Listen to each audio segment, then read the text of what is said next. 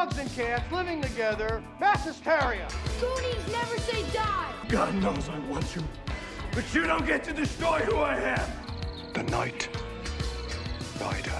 I'm a compulsive liar. That's rough, buddy. And use the power of the Matrix to light our darkest hour. Hey everyone, welcome to another grand episode of the FanCast. Today, it's just me and Mike, and we're talking about Mad Max, Mad Max the Road Warrior, Mad Max Beyond Thunderdome, and Mad Max Fury Road.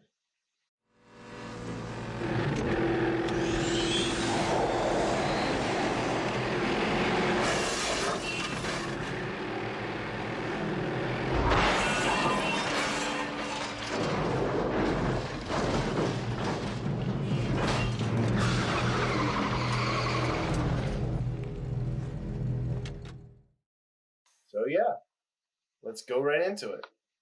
So I only recently watched these films, so I'm a little ashamed to call myself a fan. Like it's not really a fan cast. Yeah, like 2 weeks ago, I just showed the movie to you. So ever since I watched Fist of the North Star, old anime, it's kind of popular, almost everybody knows it. That was very like Mad Max inspired, and I watched Fist of the North Star, I want to say maybe like 2016 or 17, and it made me like want to go back and look at Mad Max because I never watched that at that time, and it wasn't until last summer of 2019 where I was able to watch all the movies, and I fell in love instantly. They were just so good. The first two movies are just like so gritty and awesome, and I don't know, just the old 70s and 80s vibe is amazing. Thunderdome was okay, and Fury Road is also pretty good, but in my opinion, I still like the first two the most. But yeah, so Sky, what were your initial thoughts a few weeks ago when I first showed you the franchise? Well, I knew it had a reputation. I knew because I was only around for when Fury Road came out, and everyone was talking, Fury Road's so good, Fury Road. But I always knew the originals existed. I never had that big of a premise. I just knew it was like, oh, it was a really good post-apocalyptic film.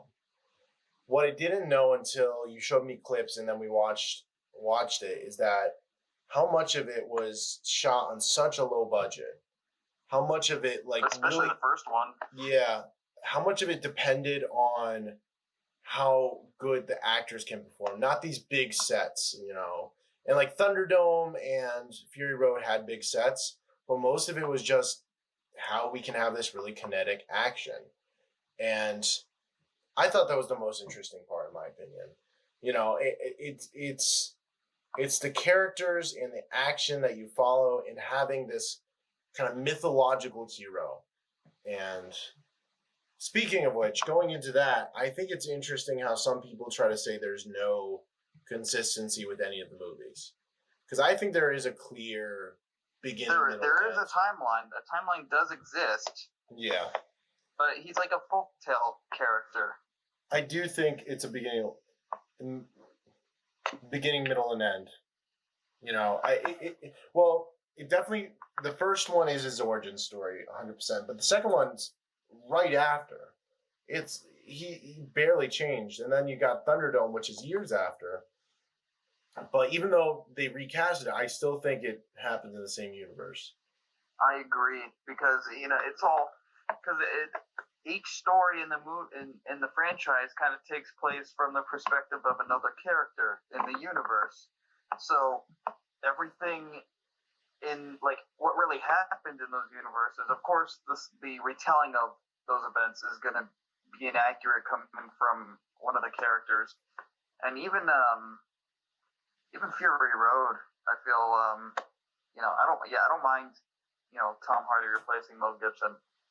I think it makes sense if you're gonna tell multiple stories about a folklore character type thing. Well, that's the other thing about it. He's kind of like Indiana Jones in the way that, like, you know, and a lot of people say Indiana Jones should be like replaced with Chris Pratt, and I was against it at first, but after rewatching the Indiana Jones films, I kind of agree because he's always supposed to be the Indiana Jones in Mad Max type is always supposed to be somewhat heroic. He could be in like peril situations, but he always has to do something right to an extent that makes him the folktale. You can't have him like old and groggy like in the fourth one.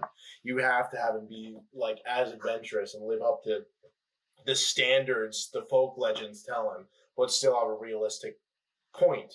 Yeah, they were actually almost going to bring Mel Gibson back for the role when they did Fury Road, but like that was back in like 2001 or something, I think. Yeah. That's when George Miller's trying to bring the franchise back around that time, but then it just took so many years, and then Mel Gibson. And then you got Passion of the Christ, you got all that. It just kind of went. His reputation sunk, and like we're not gonna speak of that. we're not gonna go into the personal details of everything because that's not the kind of channel we are. But just on a worldwide scale, he was not a liked individual anymore, and and in general. I don't know. I think he does a good job. I think what's his name? I forgot his name already. Mel Gibson? No. Or George Miller? No. The replacement. Tom Hardy? Tom Hardy, yes. Sorry. Slipped my mind. Tom Hardy is very versatile in his roles. Like, I can't identify him between him as Bane and him in this movie. But I think the only film that's like the most Tom Hardy is Venom, because he's just really silly. That lobster scene, bro. Oh my gosh, Venom is. What if Venom is in the same universe as? Dude, no. Forget like saying the last three films are canon. It just goes Venom, then Fury Road. Dude, if you watch those films back to back, it would be a very interesting, different story. Yeah. So. Let's go a little more specific with each individual movie. So, yeah, when I was just getting into the Mad Max movies, I decided to start with the first one because it's the original, and I knew not to expect a whole lot because I knew it was on a low budget. I knew it took place like right before the real apocalypse happened. And, I knew I was going to get, like, a kind of different Max already without even knowing much about the lore. I just knew this was a different movie from the others. And, I was able to appreciate it more than I initially thought I would because, even though the script is not the greatest by any means, there's still some kind of heart there that I think that George Miller had that he put into it. Despite the low budget that he had, and I don't know. A lot of people tend to crap on the first one, but I think like despite some of the story issues, for a low budget indie film, oh my gosh, like the leaps and bounds that they take, and controversial opinion, me and you agree on this. The first one has the best villain. Yeah, Toe Cutter is. In my opinion, the greatest villain in all Mad Max movies. Way more than Lord Humongous and Immortan Joe. And that's why we put him in the intro. That's why he's in the intro going, "The Knight Rider." Like, because I just think that's iconic. Yeah, as soon as, once he just turns his face to the guy and just grabs his head, and he's like, "The Knight Rider." It's like, this guy is already very intimidating. He's funny in many. Oh yeah, and his posse. You got a guy walking around like he's a cat.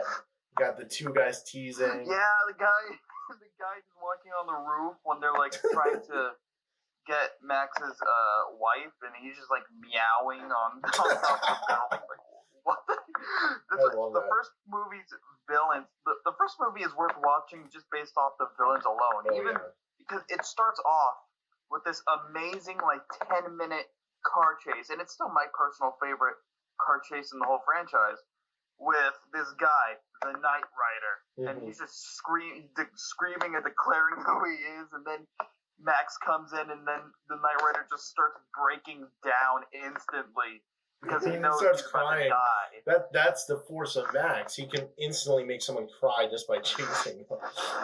You know what sucks too? A lot of people crap on the first movie just because of how non-post-apocalyptic it is. Yeah. When you should really be criticizing it based off of the script, because George Miller was not really he wasn't really that experienced as a director.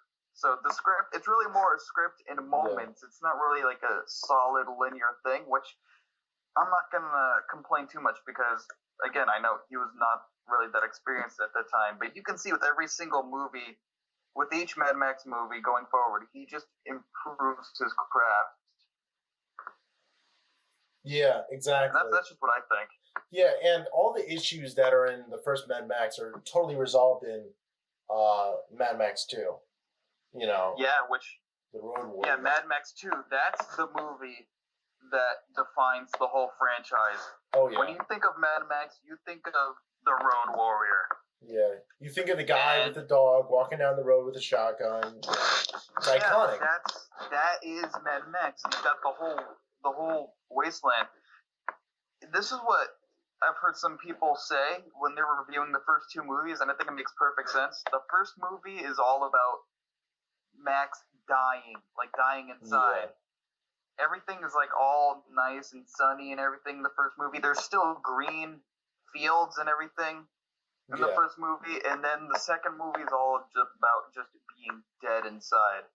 Yeah. And just the whole surrounding, like everything is ruined, like drained dry and just gross. Yeah. And the rest of the movies are just about him slowly regaining his humanity. Yeah, exactly. And I think that was an interesting, oh my gosh, what an interesting arc to take for the second one. You got great side characters, the feral kid, all of them, just so interesting.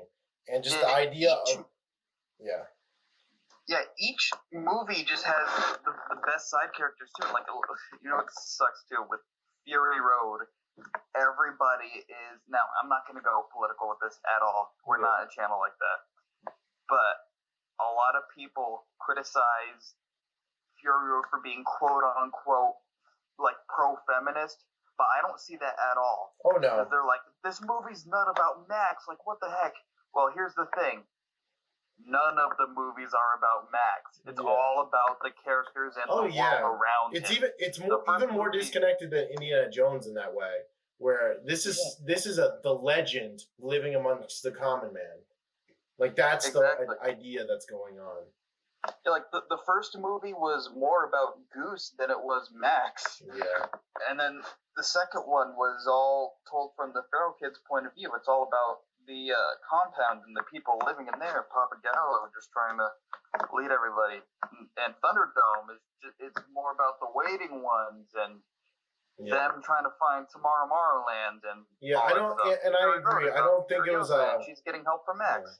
And I think Fury Road was very smart in their approach to everything in that way. But before we jump to Fury Road, let's just continue with Road Warrior, yeah. It was a kind of, the concept was very cut and dry, and it just worked on a story like, this is the bad guys, these are the good guys, and Mad Max has to decide to fight or to live on his own, which is a very Harrison Ford-esque, like, I either live for myself or I die for others, kind of ideal. But it's done very simplistically to the point where the film doesn't feel long. It feels very, very short. The Road Warrior has a very, very basic premise, which is, I think it works. I think that's what makes the series great. It's like, there's more to the universe, but it's contained in the smaller story. And that's what I think went wrong with Thunderdome. Like, we can come back to Mad Max 2, but I just want to say, like, Thunderdome just feels like, I'm not one of the people who hate Thunderdome. I think it's a good movie. Yeah, I don't hate it either. I think it's okay. It's just not great. The biggest problem is that it has this idea. It has this idea of the Thunderdome, which they set up in the first act, but they just never use it again. and then it comes with the kids and the nuclear apocalypse, and I'm like, this is great, but the way this information is being given doesn't feel correct. It feels very scattered and not knowing what it wants to be. It's like 3 different movies on each act. It is. The way you should write Thunderdome, just in my opinion, it should have been the first act, you introduce the Thunderdome, keep everything that they have in the first act. Second act, he meets the children, but in the third act, he has to fight in the Thunderdome again against someone, and then they end up having a revolution, and then you have the chase scene. And that's how I would have written it, because why even put Thunderdome in the title if you're only going to use it once, you know? You know, I actually wouldn't even mind a rewritten version of the original movie, to be honest. Yeah. I wouldn't watch it though. I'm fine. I'm fine with where it's at. I don't want to really read it. It's not. Yeah, it's not necessary, but at the same time, I don't think I would really mind it too much. Just you can make the original movie like the same way, but just I don't know, just a more consistent script somehow. Yeah. I don't know. I think it would work, but yeah, like, and the other thing is we also. Mad Max Beyond Thunderdome feels the most out of character out of all the other films. Because it definitely does. The intro to every single other Mad Max film is like, boom, Mad Max, here's the title, oh, dum, dum, and everything like that. It's the only one that's like a very slow fade in and text crawl and what's her name doing the music. But I'm a little bit on the opposite side with the Tina Turner music. I don't mind it too much because it like the very beginning of the song is called "One of the Living." Yeah. The very beginning of the song actually, I think, gets you pumped up for a little bit, but it's just like once it starts getting into the vocals and then it starts sounding like Phil Collins. It doesn't feel like something you would hear in a Mad Max movie. Like and you know. And I think that's the best way to describe it. It's like Mad Max films are supposed to be quick, peppy, and on task, but that one just dragged things out, like the Tina Turner music and like not all this unnecessary stuff and such a lack of focus when so much more could be done with it. And out of all of them, it's the most PG. It's the most. It is PG. All the other movies are rated R, and you know, Beyond Thunderdome originally wasn't even gonna be a Mad Max movie. Which I think it was. I might be wrong with this, but I think it was still gonna be like a post-apocalyptic movie, and it was gonna be mostly all centered around the waiting ones, the children. Mm-hmm. And I guess I don't know. I don't know exactly what made them decide to make it a Mad Max movie, but then it became a Mad Max movie. It's not like the concept don't work. It's like Thunderdome's an interesting concept. Having the children is an interesting concept. Putting it in nuclear war, the first film to address nuclear war, that's great. But it feels lackluster. It feels like it does too much and doesn't do enough at the same time. Yeah, it's weird. I don't know. I still like it. I mean, overall, I would. It's not a bad movie. Like it's just a bad Mad Max movie, in my opinion. It doesn't do everything a Mad Max movie should, but it does to an extent. Like that's the hard thing. It's a very okay movie, in my opinion. Yeah, and you know, with Fury Road, my only concern with Fury Road is the impact that it has on new fans, because I feel like a lot of people who were introduced to the Mad Max world through Fury Road, they don't give the original trilogy enough credit at all. Like whenever I bring up Mad Max, everybody's always bringing up like the spiked up car in Fury Road. Yeah, well, Fury Road, it's not like Fury Road's a great movie. It's probably my second favorite. But the thing is, Road Warrior is still my favorite because I don't know. It's. I agree. It works. It works. Yeah, because Road Warrior defines the whole franchise. When you that's exactly like there wouldn't be a Fury Road without the Road Warrior. You know. Yeah. I don't know. I think, and also people try to say it's a reboot or a soft reboot. But there's flashbacks to the other film. If you look in that movie, he uses the original car and has the original jacket in that film. Yeah, that's true. But the thing is weird though. If it is part of the same world. It's after then it's just really thinking, where in the timeline it takes place. For the longest time, I was thinking it takes place after Road Warrior, but after rewatching it, it might take place after Thunderdome. I don't know. It's just weird. It is weird. What was that? It is weird. Yeah, so there's a lot of weird things. There's one scene where the guy's like, "Oh, we're driving by this thing," and you're like, "What thing?" It's like, "Oh, that's a tree." So like thinking like it's been so long since the apocalypse that people don't even know what a tree is. Yeah, it has to be pretty long. And yeah. That has to be pretty long. But at the same time, he has the V8 Interceptor in the very beginning of the movie, which to me, and it also doesn't even have like all the parts that it did in the first two movies, which that also makes me think it could take place right after Road Warrior. Even though the V8 Interceptor blew up in Road Warrior, I'm thinking, what if he went back to that area and just rebuilt it right there, and that could have taken place? It's very possible. It looked more run down. It looked like and his hair was so long. I don't know. I don't know. It's weird. Which that's okay though, because what Fury Road is doing with all this is it's making us talk about Mad Max again. Yeah, it's streamlining the franchise. It's not rebooting it, which more films should do. Like, that's my hope for the new Ghostbusters movie. It's like, people's like, oh, I can't wait for a soft reboot where we get, like, these kids get to be the main characters. I'm like, no, I don't want that. I don't want The Force Awakens. I want it to be, this is the last hurrah where we get to see the original Ghostbusters. You know what I mean? Yeah. That's what I want to see, and I think that's what Mad Max is doing, only it's going to continue the franchise, not like The Last Hurrah. It would just continue the franchise where it left off, which more films should do. George Miller comes to making another one, which I've heard for the past few years he's been wanting to do a Furiosa story, which would be fine, but it's not. But at the same time, I just want to see more Max. Yeah. Having Max really the glue to the series, it's like, even though it's not directly about Max, it's like, it's kind of like the passing stone in the series. It's like he has to be there. He like represents it no matter what he does. But that's what Fury Road does so well also, is that they finally give more torment to Mad Max, which was in Road Warrior. Road Warrior had him coping with the loss of his family and trying to become emotional again.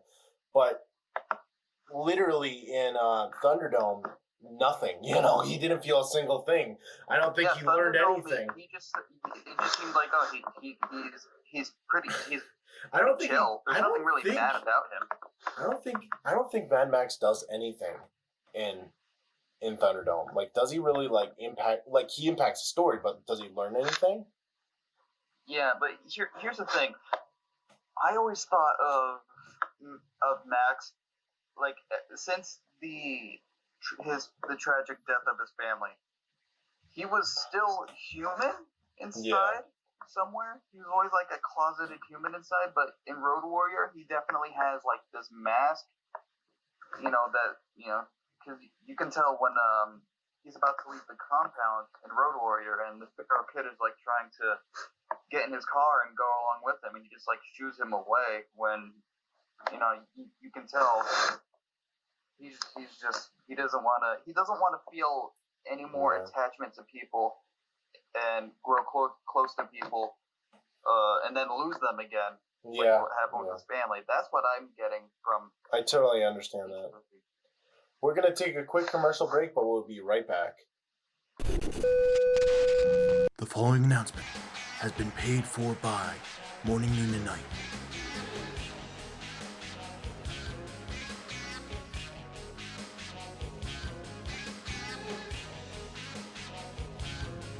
Hey yo, it's me, Mike, from Morning, Noon, and Night, and I've got a little announcement for all you Chicos out there. We got more merch! Hey everyone, Sky coming at ya as we're approaching the brand new Attitude Era of Morning, Noon, and Night. New podcasts, new Let's Plays, and brand new Attitude Era t-shirts. And if you like us, you better dress like us, brother. The Morning, Noon, and Night NWO design. Yeah, that's right. Get your new NWO Morning, Noon, and Night t-shirt right now, okay? I need the money. Now I know what you might be saying. Oh Sky, I have to wear a suit to my business interview. Oh Sky, I gotta wear a dress to the ball. No, you're not gonna be wearing that stuff. You're going to be wearing Morning, Noon, and Night branded products. You're gonna have a Morning, Noon, and Night t-shirt, a Morning, Noon, and Night fanny pack, and a Morning, Noon, and Night mug for all your Morning, Noon, and Night drinks. And that is the plan, man. I mean, look at this thing, man. Look, it's beautiful. Who wouldn't want to get a t-shirt with this design on it? The Morning, Noon, and Night NWO t-shirt. Look at that beauty right there. Look at that. Look at that. Because we got the black and white. We got the black and red. And we also have the Morning, Noon, and Night color scheme. Ooh, yeah. Woo! So go to the link down below, buy all of our products, and dress for success. The Morning, Noon, and Night success for the Morning, Noon, and Night Attitude Era. Morning, Noon, and Night, signing off. The preceding announcement has been paid for by Morning, Noon, and Night. And we're back. So, like we were saying, Mad Max really exploring his, character and really enjoying whatever. I don't know. I'm trying to think of the best way to word it, and I do not have the words right now. Mad Max is just so epic, you just have no words to explain. I just have no words. He's just... Speechless. His name is Max and his world is fire and blood. That's all you need to know. Also, the Knight Rider. The Knight Rider. But, yeah, so... Along with just adoring the Mad Max franchise, there's, also some ideas that have spawned in our brains. So, oh yeah, I've always wanted to make a fan film since last year. Since I watched the movies, I always wanted to make some kind of fan film of Mad Max, probably taking place between the first movie and Road Warrior. Probably, I don't know, like thinking how would along the way, how did his one sleeve disappear? How did he get one shoulder pad? What other what crazy stuff could have happened, but like in that time gap between the original and Road Warrior. I also had this idea of making a parody film of Mad Max called like Mad Mike or something, and the whole idea is Mad Mike. And the whole idea is based around Taco Bell. So no more the main character that is supposed to be a parody of Max used to work at Taco Bell, but then all the Taco Bells shut down or something, and now his life is ruined. And it won't be. And I'm thinking it would only explore like the original trilogy. Yeah. And it would be like 3 little mini stories, kind of like Pulp Fiction, but not exactly. Like these will actually just be like linear and chronological. Well, so it's like the first third of the movie would just be like this guy working at Taco Bell, and it's like just about to run out of business or something. And then the second movie, the second part of the movie would just be, instead of everybody fighting over gasoline, it'll be Baja Blast. And third part, I don't know what I would do. That would might be even hilarious. do I'll probably just parody the first 2 movies, which. Speaking of which, we also thought of a gritty version of Jimmy Neutron, where if all the parents abandoned Earth, and what would actually happen. Oh my gosh, yeah. So I thought about this too. This was about a year ago. So I remember I called Sky and I was like, dude, if we made a live action adaptation of Jimmy Neutron, the movie, and like right after all the parents are gone, what if everybody just goes insane and they're just out for Jimmy's head? And Sky kind of said it perfectly. It would kind of be like Tony Stark in a Mad Max world. Oh yeah. And it would be, and it would, like, Retroville would just be a complete like wasteland. There's no reason for me to live. No reason. It would look like something along the lines of like New York from Escape from New York or something, which would be hilarious. Carl should be like Master Blaster. Machines at the top. Yeah. Gene is at the top. Go, Carl. That would be funny. You know, another thing I forgot to mention with the inspiration that Mad Max has had around the world. Did you know about all the Italian knockoffs No that freaking it way. spawned? That Road Warrior spawned? No freaking way. There's so much that I don't think I'm ever gonna watch any of them because a lot of them just look dumb. Oh, I would they look like watch they were one. the Have you ever seen? It reminds me. I think it's the Russian Star Wars. We might have to watch it. It has nothing to do with Star Wars. It just steals full scenes from Star Wars and just people standing in front of a projection of it. Oh my gosh! And they turn it into a night movie. They turn it into a medieval film, and it's like, But yeah. how? No, but dude, Italy loves Mad Max. If you like, it spawned so many like really bad knockoffs. Like it Why? created a whole entire Italian post-apocalyptic genre. That'd be interesting. I would watch You know, that. like even with Fist of the North Star, because that was heavily inspired by Mad Max too. Yeah. The Fist of the North Star movie, that came out in the 80s. Was the Italian? animated movie. I'm kidding. Not the live action one. There was a. So in the 80s, there was the Fist of the North Star anime, and then sometime in the mid 80s, they came out with a movie that kind of compressed some of the storylines. Yeah. And everywhere you go, there's the censored version because the fully uncut version was destroyed. Of the Fist of the North Star? Of the Fist of the North Star movie. Oh my god. The uncut theatrical version was so violent that they had to edit it for like home releases and stuff.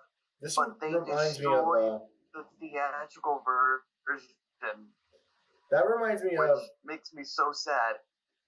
But hear me out. So the Japanese version, they put like a filter over like the really bad bloody scenes, Yeah. as well as like everywhere else where it was distributed. But the Italian version is the closest version that we get You're to the kidding uncut theatrical version.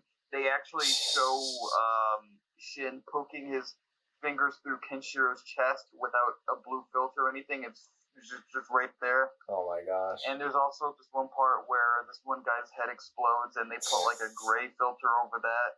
In the Italian version, you get they show the whole thing. And That's hilarious. That reminds me of Italy just has everything.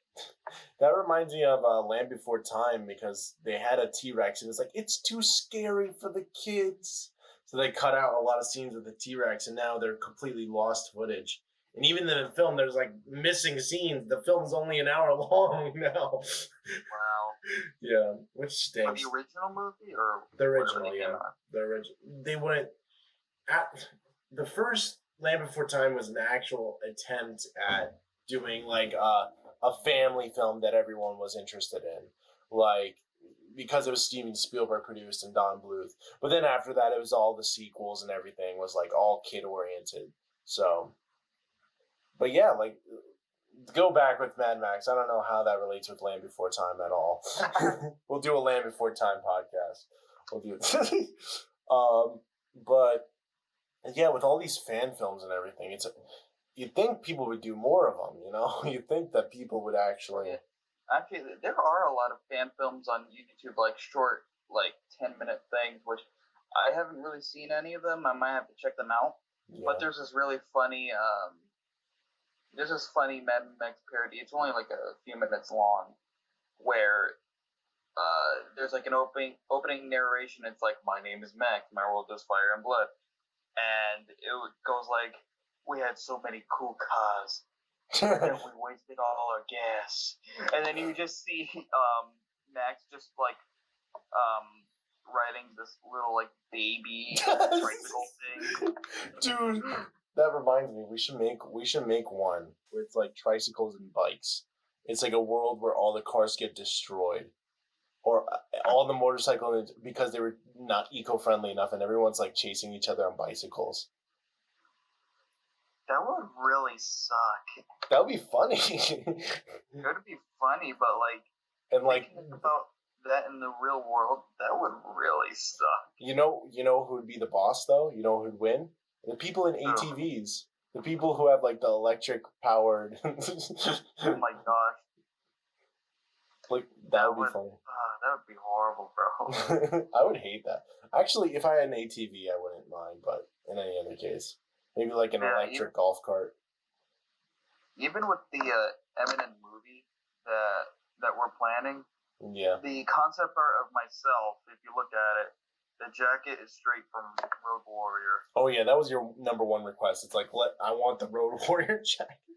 Yeah, bro, if I can get a full Mad Max costume based off of the Road Warrior, that would be awesome. Though I don't think I can pull off leather pants. That'd be weird. Yeah. Well, not just that. Also, it would probably be pretty hot on set. So I don't know if you. That's up to you, dude. If you want to do just do jeans. Just imagine everybody on set for Mad Max 2, everybody just wearing leather, and it's like, it looks pretty hot. Yeah, who was crazy enough to be like, let's go in the middle of Australia in a bunch of leather? I guess George Miller Well, was. I think George Miller actually in real life just wore a leather jacket like all the time, no matter what the weather was. That's probably why he was like, he probably went to anyone who complained and was like, what? I'm not hot. I'm wearing a leather jacket. That's a good way to relate to your cast. Yeah, is there anything that you personally would like want to see come next in the Mad Max universe? Like any specific story ideas or anything? I'm gonna go right out and say they should bring back the Thunderdome. It's just the concept. Not the exact town, but the idea that that's still something that people do would be kind of interesting. But I know how Mad Max is. It's always moving forward, always trying to have new concepts. So I don't want to recycle anything. But at the same time, it would just be cooler to see, I also want to see, like, we've seen a gas shortage. We've seen water be a big thing. We've seen, like, everything. Yeah. I think what else? I think it would be what else could be a big issue that they can explore? food, man. Like how much, like you get a cannibal tribe of people, and that could be the main antagonist. And people are trying to go to a area where there's actual cattle and animals and livestock. That hasn't been explored before, I think. That would be very interesting. Well, they had pigs in Thunderdome, but they didn't really use them for that. Yeah, but this could be another area. Like the if anything that these films have taught me is that Australia is really big in the post-apocalypse. Oh yeah. It's like one area they have Thunderdome fights, and they have water to spare in the other area. They're all thirsting. It also makes me wonder if in the Mad Max universe, if Australia is this bad, how is the rest of the world doing? Yeah, that might be an interesting take. But I wouldn't want to like a Mad Max USA, like it's a completely different reboot. I would prefer dare I say do something like have them on the water. When Mad Max on the Water made that one film, and we don't talk about that one film. But yeah, so yeah, the movies never really explain this at all. But there is this one video. I forgot the name of the channel, but this guy, if you just look it up, you just look up Mad Max timeline. Yeah. And this guy pretty much explains everything that actually happens in the universe that George Miller just wants the fans to explore. Yeah. So pretty much what actually started the apocalypse in the Mad Max universe was, so in real life, in our world, there was tensions between Saudi Arabia and I think Iran. Uh-huh. And in real life, the tension between the two just kind of fizzled out. But in the Mad Max universe, it escalated. Yeah. And then it led to a huge war between the two, and that's why there was a whole gas shortage. Well, the cool thing with this universe is that you can really do your research and search into it, because there is a lot of rich history. George Miller doesn't back off with the plot holes. He tries to make everything consistent. And that's why it is frustrating to see people throw it out like, oh, each film is a completely different universe, because like it ignores all the efforts that George Miller did to make each film have relevancy. And also, he has backstories for, I think, every single character in the whole franchise. Mm-hmm. Like Wes from the second movie. I might be remembering this wrong, but I think George Miller has like a whole, like, he has like several other scripts that he's written based off of other characters in the Mad Max world that just have never been. I want to know the history of Master Blaster. Why didn't Master Blaster was... I love the names. I love that it's like, if the apocalypse happens, the first thing I do, wear leather and change my name. Yeah, oh my gosh, yeah, let's go through all the names. So the first movie, it opens up with the Knight Rider. And then Max has a friend, his name is Goose. Goose. And then you go to the second movie, the big guy with the red mohawk, his name is Wes. And he works for this guy named Lord Humongous. Also, I forgot the first movie with the main villain. His name is Toe Cutter. Yeah. And you can't forget. You know what I wanted? I'm gonna name myself Toe Cutter. Oh my gosh, I'm missing a whole bunch of guys in the first movie. So yeah, you got the Toe Cutter and his minions. You got Bubba Zanetti. You got Johnny the Boy. Oh my gosh. And you got Kundalini, who wants his hands back. I like Johnny the Boy. That's funny. Yeah, and then second movie, you got Lord Humongous, you got Wes, and then the good guys, you have, what's his name? Papa something. I forgot. Papa Gallo. And there's even names for the characters in the second movie that they don't even, like, give. Like, the Gyro Captain, he's literally just called the Gyro Captain. Yeah, what? The Feral Kid is just called the Feral Kid. The Warrior Woman is just called the Warrior Woman. Yeah. And in what? Thunderdome, you have Auntie, who Tina Turner plays. Auntie. I think that's great, though. It just shows how society has broken down to its, like, smallest bits. Like, barely anything is consistent anymore. Everybody just has the weirdest name. You know what? I'm gonna name my son Goose. Don't do that, Mike. I'm gonna do it. No, I'm gonna name He's gonna become a cop. Name one son Master and the other one Blaster. You're gonna name your kid Blaster? One's gonna be Blaster, one's gonna be Master. Just like the movie. You just gotta make sure the shorter one is Master. Yeah. Make the I was gonna say a joke, but I'm not gonna. Just stop. I'm gonna stop you right there. I know. I stopped myself. But yeah, like, oh my gosh, what other post-apocalyptic films have done that? I think Mad Max was definitely the first Mad of Max its time. is definitely, in my opinion, the best post-apocalyptic franchise / movies ever. It was one of the first to do it. The only other film that I can think that are just as successful is kind of Terminator, but like that's just the Doomsday Coming. Yeah. Like it's not like they're in the middle of it, except for Salvation. And then right under Mad Max, I would say, are the really good dystopian movies, which Escape from New York, which is another favorite of mine. We can probably even do an episode on that, which would be awesome. Akira, definitely Akira. That's a dystopian future, which I think is cool. Ready Player One, not the greatest movie ever, but Akira, it has a very interesting dystopian world. Akira was my favorite. What was? Akira, dude. Akira, Akira. That's a dystopian future too, which we're definitely gonna have a future episode on that. Blade Runner. So many good ones. I still have yet to see Blade Runner 2049. Blade Runner and Mad Max kind of have similar pacing. You know, only Blade Runner is way slower. I think it's really interesting. Because you have to have a lot of patience for both films. Like, Mad Max is filled with more action, of course, but it's supposed to be like this drawn-out, longer thing. The first movie is more of like a drama type movie, where, feels like where all bad the other soap ones are opera, like action thrillers. Yeah, it feels like a soap opera almost, in a way. It does. Where it just, But it works. It works for the time that it was made. I think it's funny. It's almost like just a cop movie.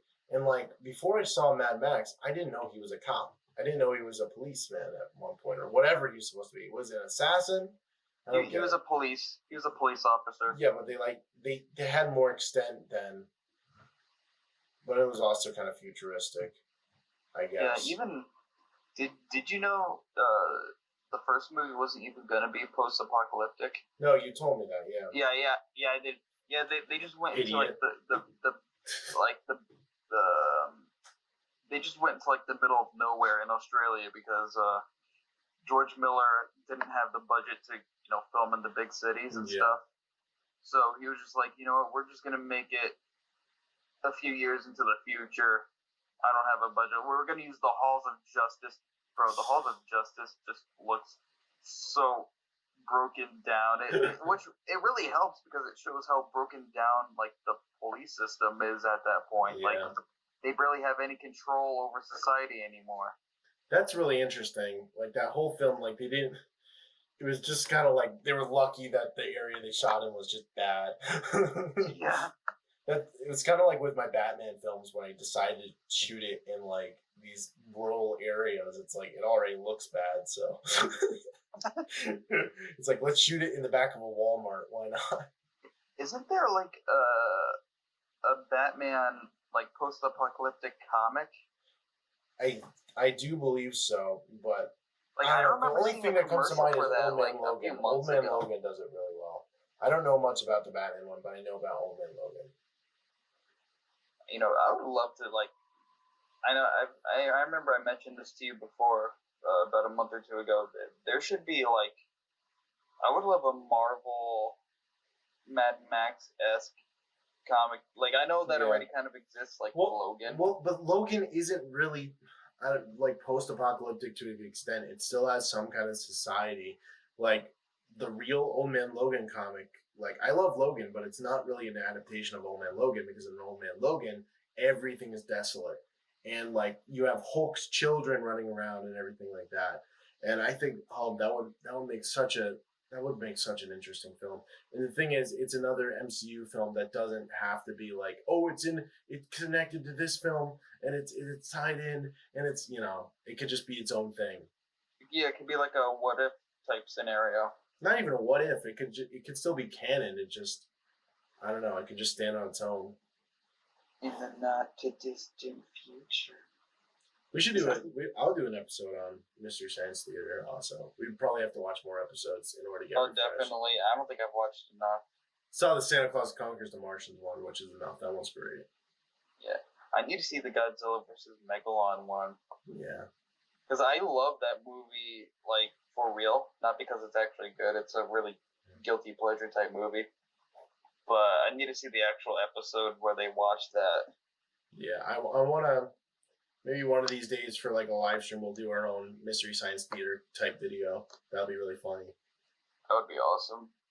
Well, anyway, guys, we're just hitting our 50-minute mark. So, thank you guys for listening in. And be sure to check in next time for the FanCast. And just make sure you don't get run over by any crazy Mohawk people.